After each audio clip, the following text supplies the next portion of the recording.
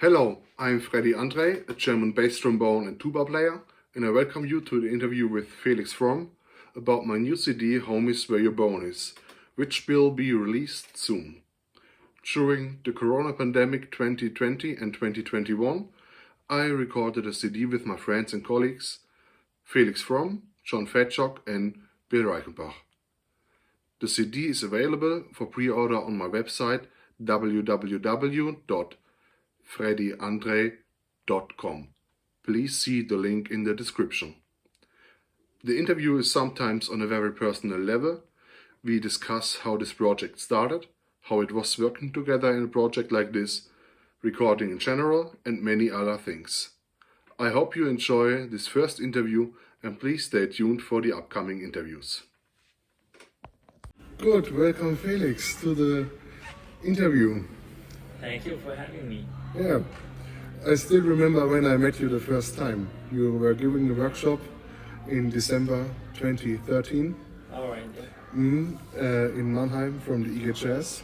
Yeah, I remember. Yeah, and I never experienced a lesson like this. You brought down the essential information of what you wanted to say in a few words. That was something very special for me because the information was so clear and defined, and I knew exactly what you meant. Thanks. Yeah. Appreciate it. Yeah. After that workshop, I took some lessons with you, and still was impressed. And I finally knew what to do in my life. Yeah, studying jazz with Felix Fromm in Mannheim. Great. Yeah. A bit later, in May 2014, I won the audition to study with you at the University of Music and Performing Arts in Mannheim in October 2014. So, and now we are here. Long time ago. Yeah. Now we are here, about 8 years later, working together in this very special project. What do you think about it? I enjoyed it very much. It was kind of a process, I would say, because the two of us, we started it together, right? And it was like our little Corona project. And so we did one tune, and we had some technical issues, right, with the recording stuff, equipment. You needed to get used to doing your own records at home, right? So it started off, I would say, slowly, but then we thought, well, or I think you thought, this might be something we could expand to maybe ask different players to join us. If I remember correctly, that might have been my idea, but you initiated everything after. I threw in some ideas and then you initiated everything, right? And then I can't exactly remember. We met a lot, right? Like, I guess like 7 times. I spent maybe 7 days at your home. Yeah. But you took good care of me, food-wise. I enjoyed your steaks from the grill. Yeah. Yeah, and it was a learning experience for me too. Like the recording only one part at a time. So in the beginning, we had to figure out how to deal with that. Yeah. So if I remember, first we recorded maybe the second voice and the third, and after that the first, and then we thought, well, no, that's not a good way to start. And after a while we thought, okay, let's record the lead voice, and after that the bass trombone, and so forth. Yeah. Because this project is different from recording in a studio setting where all the 4 of us would be standing next together. It's very different, right, to record like that. So it started off as a Corona project, but I think something very good came out from it. Yeah. So, yeah, that was a huge honor for me that you joined the project. And it was also a big influence where the project was going to. And I really appreciate that. And also the time and effort you put in the project, but where we didn't actually know what was the goal of the project. We just started together, and I was very happy that we did it together. Yeah, and you already said you had a lot of ideas. I don't know exactly who had which idea because there were so many. Me neither. But in the end, I asked also Bill Reichenbach, who I met in LA, and John Fedchuk. We both met him on his tour in Europe, in Germany in January 2020. And I remember we had a big pizza in Mannheim. Oh yeah. I remember too. And I told them about the project, and they said yes, I want to take part in it. And I was very happy about it. What did you think then that they are joining us? Yeah, I was very happy they joined us. Because that was so a great experience to share the files with them, and they sent their recordings to you, and then we played some parts on some tunes, right? John is playing lead or Bill, and then me playing second or John or whatever, and everything. Everyone played different, and everyone has their own character. So that I enjoyed it very much, because and we had some learning experience with how to play on the click, right? So some tunes we recorded with click beat, and John and Bill, they shared their experience, how they approach playing on click. So it was really great. I think so. And I think it's wonderful they joined us, and Thank you. So you already said the very first tune we recorded, that was Lush Life, what will be the bonus track on the CD. But we didn't know that we also will release that tune on the CD before. But the very first tune that we wanted to release was Get Me to the Church on Time. And I think it was arranged by Joachim Keller. And I think we took several days to record it, because everything was really slow. I was slow at the computer recording, then technical issues, we didn't know how to record, and we had to find out a good microphone position. All that little stuff that took so much time to figure out how to do it efficiently. And we sent that we prepared a version where only we two are playing, and we sent it to the other guys, to Bill and John, and then they deleted our part and sent their part, and when it came back, it sounded different than before, because of what you said, of the different character they are bringing in to the music. What do you mean they deleted our part? Because we played every part, first, second, and then John played second trombone on the tune, and they didn't delete our part, but they recorded a new version of the second trombone and of the bass trombone. And I'm playing tuba there and third trombone. And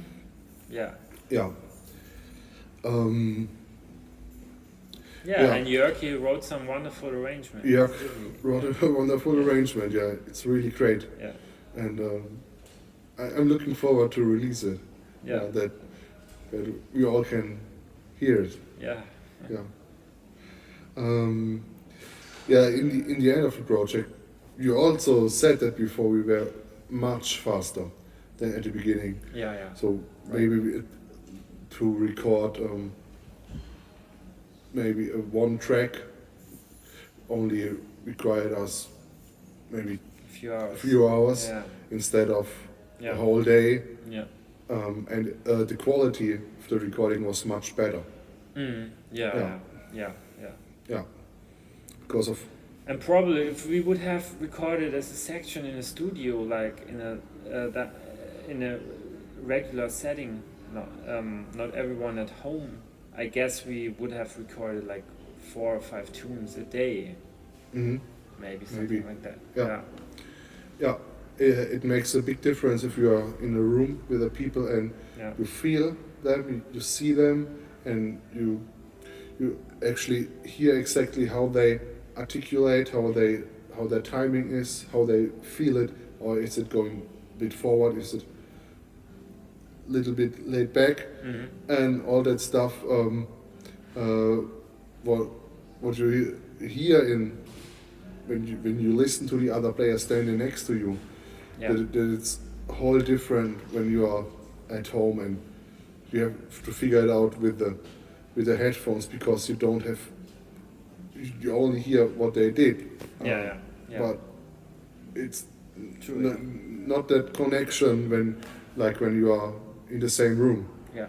Yeah, and we also didn't practice it. Had no rehearsal together, and Right. Yeah. maybe in rehearsals you can talk about, okay, how should we do this measure, how should we end the tune, or how Dynamics. so forth. Yeah. phrasing, and these are things that you have to talk about them, and then it's in a short time you know what to do, Yeah. and you had to figure out everything yourself when you got the part, the tracks. When we listened to the tracks, okay, how did he do that? How did he mean that? That was difficult, but it was a lot of fun. And, learning experience, and I also learned a lot from them. Yeah. And I also learned to trust more my ears. A lot of stuff, and trying to figure out how the timing was. Since we recorded the tunes with the click, I could see, okay, if they are moving a bit forward, if they're moving a bit backward, and then think about, okay, why they are doing this, or do they just feel it, or I also noticed it when I played. Sometimes I was a bit behind the beat. mechanical beat in the editing software, in the recording software. Sometimes I was a bit before, and that happened to everyone in the project. But we were never like directly on it. It's just it's moving forward and backward all the time a little bit, and But that's not a bad thing, right? No, that's a good thing. Yeah. Because it feels human then. And it's also good that we know that now. Interesting thing for me too to experience. If you play everything like perfectly, like on the computer click track, like if you look at the computer, everything is perfect. That's nearly impossible to play like that. Yeah. But if you try your best to do it like that, and then the result, it doesn't sound musical. Yeah. It sounds like you could play it with the keyboard with the trombone sound. That's how it sounds. Yeah. And that's really boring. Yeah. So that's really interesting. I find that interesting. Yeah. So the non-perfection, so to say, is more interesting. But not that we aim for not being perfectly. That's what we aim for, right? But if it's too perfect in the sense of like how you measure it mathematically with the computer, it gets boring. Yeah. Yeah. Interesting. Very interesting. Yeah. I also think that was good to see that that we got to know how that is, because I remember one. And also John and John felt this way too. He was the first to mention, well, if you play everything on the beat, like try to play like a computer, it's not really going anywhere. Yeah. Very nice so far. Thank you. Yeah. I think we already talked about this, about the recording process. You also didn't have any experience in home recording, didn't you? No, really. No. No. It's not something I really enjoy too much. I mean, of course I do it, but I prefer recording in the studio or live. Yeah. Yeah, so do I. When we started with the project and we recorded the first tune, Get Me to the Church on Time, did you know where this was going? In what way you mean? The whole project that we No, have, of course not. I did not. No. 10 tunes at the end. No. And great recordings. No, I had no idea. Did you? No, I think it just evolved. Like, evolved, yeah. And a big thing was John and Bill joining us. I think so. Yeah. And then we had like some ideas, right? Maybe this guy could write an arrangement, right? Who was the next guy after Jörg? After Jörg, that was after Jörg. I asked John and Bill. Yeah, right. At the same, I asked them at the same time, but John had a possibility to start a little bit earlier on the arrangement, so he actually wrote the arrangement of "Home Is Where Your Bone Is." Yes, and that's also the name of the CD. Yeah. Yeah, I saw that. Yeah. And it's a beautiful arrangement as a feature for 2 bass trombones for Bill and me. Yeah.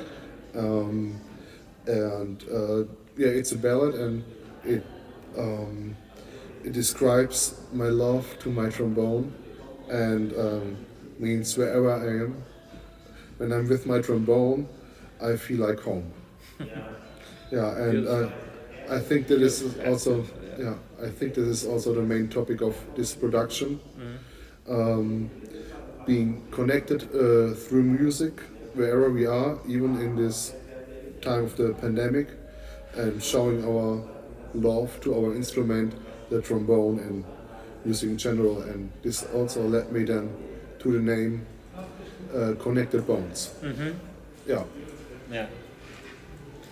And then you asked, that was actually your idea, to ask Bob Windsor to write 2 arrangements. Yeah, and Bob also said yes, and he wrote 2 great arrangements. Yeah. One of his original composition, Ellis Island. That was really fun to record it, but it was also really hard. Very hard, When I interviewed John a couple of days ago, he told me I should let him know in advance when we are going to perform this live. Yeah.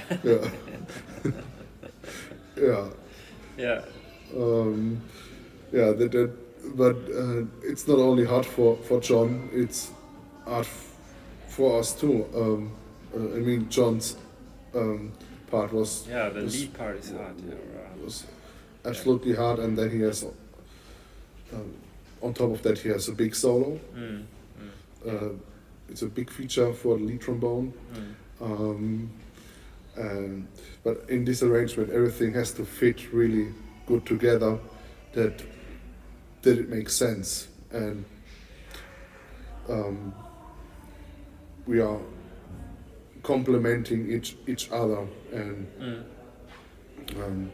the lower trombones playing harmonies that fit to the melody lines of John, but with a really pregnant rhythm, really good rhythm. What is the name? Pregnant. I think people get it. Exact. Really, you had to play really exact. The rhythm in the backings, so that the melody fits and makes sense. Yeah, and otherwise there's no groove. Yeah, otherwise there's no groove. Yeah. And the other arrangement of Bob was Bei mir bist du schön. Yeah, and it's a bit second line New Orleans style, with a slight swing feel. Yeah. And it's also very nice to play, and it features all of us on the solo. Yeah.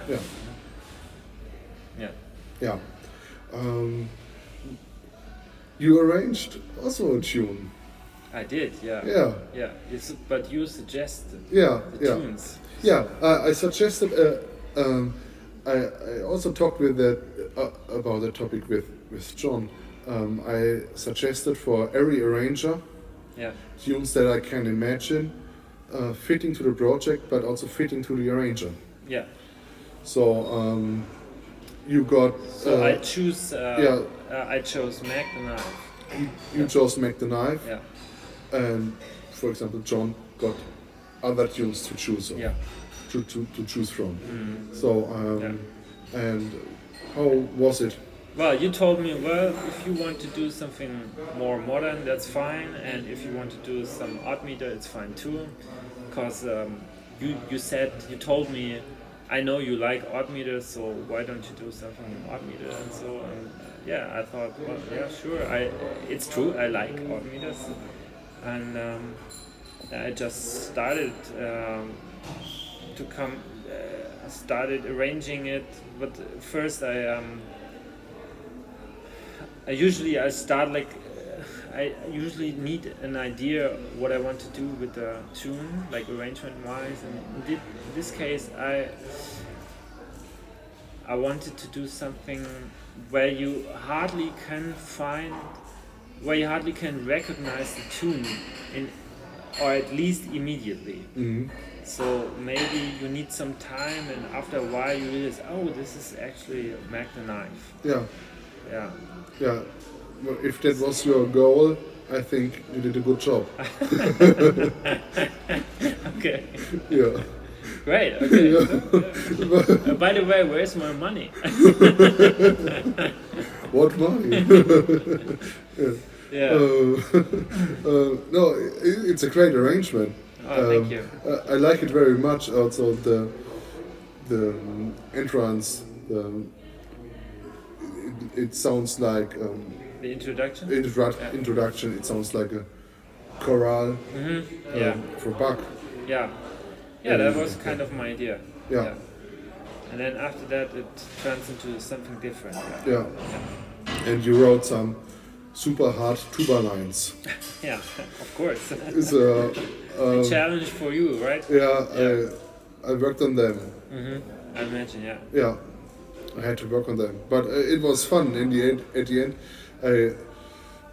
I didn't want to do much editing. I liked the lines so much that I worked on them till I got them recorded. Till it was no problem to play it. But it took me some days. I was not working whole day on the lines, but I was working every day on it. And at the end, till it's possible to play. And it was nice, and I like to hear it. I like listening to your arrangement. Thank you. Well, I'm happy you like it. I think we have on the CD a lot of different kind of styles and the different kind of styles of tunes, of arrangers. It's I think it's amazing, yeah. Bill arranged Mercy Mercy, and it gets a new spirit. He also plays a tuba solo on that. Yeah. Yeah, we another tune is arranged by Joachim Keller, Tones for Jones Bones. Yeah, I like that. Yeah, that's really cool, and you are playing solo with John. Yeah. Yeah. My friend Eirikur, he's also a Yeah. young man, like I am. But he doesn't Well, have you're not that young anymore. He looks younger because he doesn't have a mustache. Ah, I see that. Yeah. Okay. He arranged a beautiful friendship, and that's also a tune that's about us four. Yeah, I think the topic. That's a little bit why I chose it, because the text, the lyrics aren't maybe exactly what I feel, but the name of the tune is like a beautiful friendship between us four, you, Bill, John, and me. That is what I feel about us four.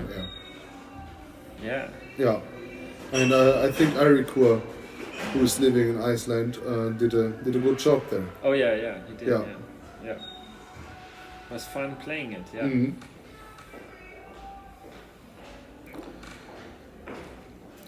So, what do you think about about playing 5-part arrangements with 4 players?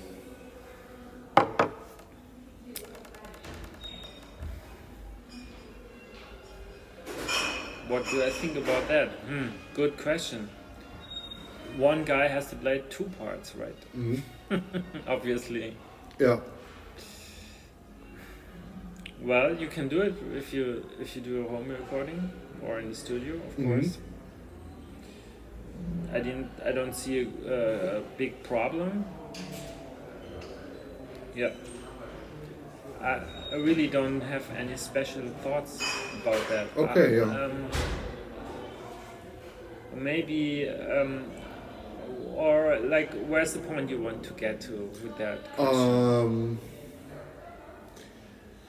Do I like it? Did you like it, or would you have preferred 5 players? 5 players? I don't know. Not really. I think for a studio session it's fine. Yeah. If one player plays 2 voices, 2 parts, it's fine with me. Maybe it's a little more interesting with 5 players, but if you would be interesting to listen to 2 versions, one with 5 guys, one with 4, and to see if you really hear a difference. Maybe I can't really tell, but I don't think it's that much of a difference if the same guy plays, let's say, 3rd and 4th part, the 4th part. Yeah, that's what I think. Cool.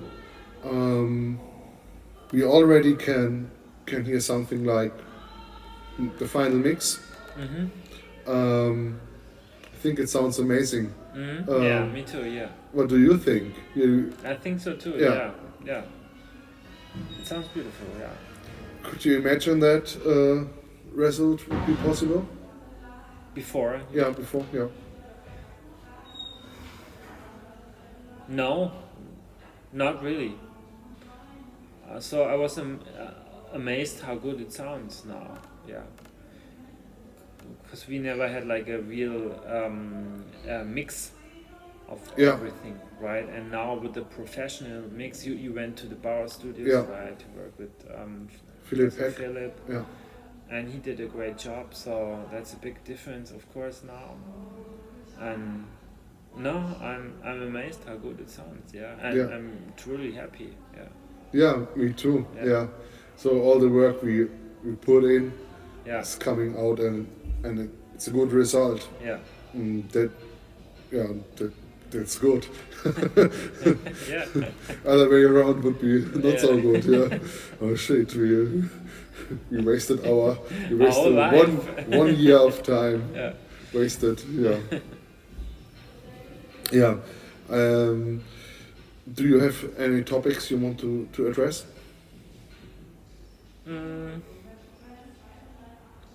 Not really, no.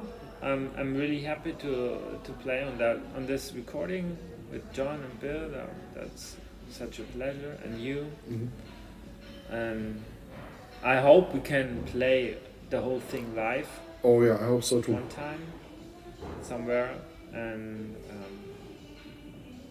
that's about it. Yeah. Yeah. Yeah, I'm when the CD is released, I'm currently getting everything together for the final design and the texts in the booklet and other stuff.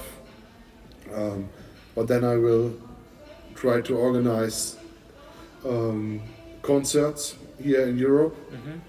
But I think it would also be really cool if we play in New York and in LA. Oh yeah. That would be Sure. great.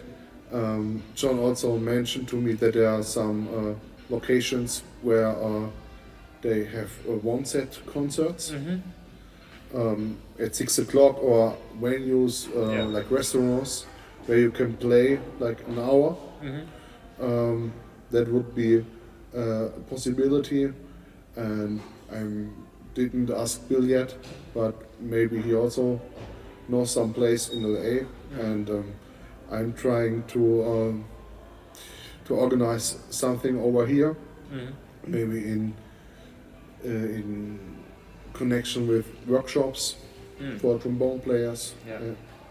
schools of music, or private organized, or whatever comes into our minds is